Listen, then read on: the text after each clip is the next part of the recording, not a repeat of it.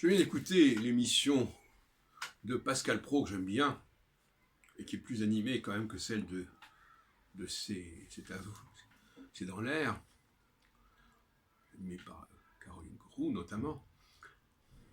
Mais alors il a dit une chose absolument ahurissante, qui paraît d'une logique absolue, mais qui est complètement ahurissante, c'est que le Parlement est censé représenter le peuple.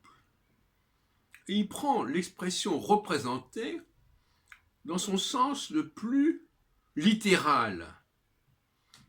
Je vais poser une question. Est-ce que l'ensemble des avocats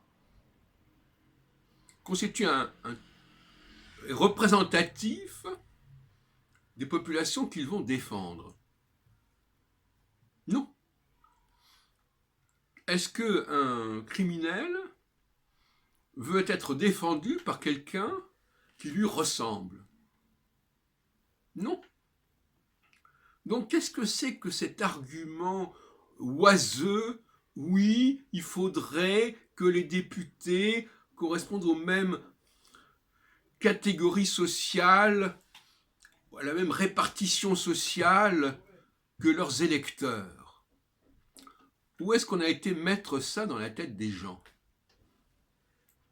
Alors, voyez-vous, c'est cette façon de fonctionner de manière presque automatique, représenter. Ah oui, représenter, ça veut dire ça. Bon.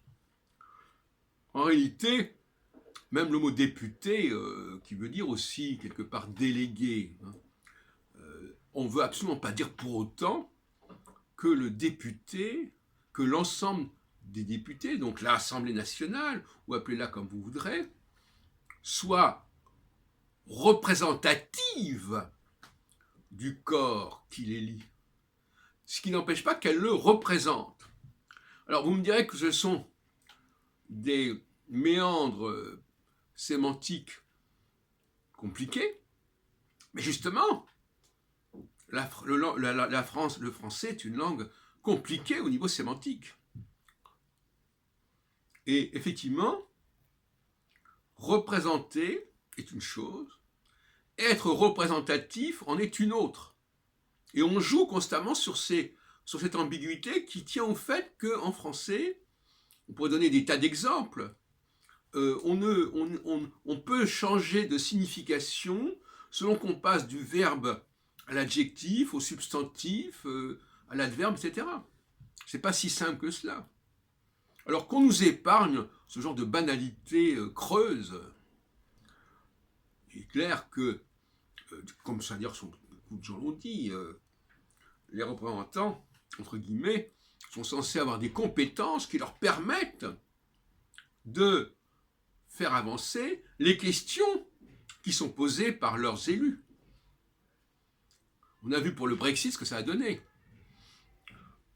Il ne suffit pas que les gens veuillent représenter la volonté populaire, il faut encore qu'ils soient capables de trouver une solution, une formulation appropriée pour que cela puisse se faire. Et si on a des représentants qui font leur représentation et qui sont incapables de trouver des solutions pour donner suite et forme à la volonté populaire, il y a un problème. Voilà ce que je voulais dire en gros, n'est-ce pas? Arrêtons de jouer sur les mots.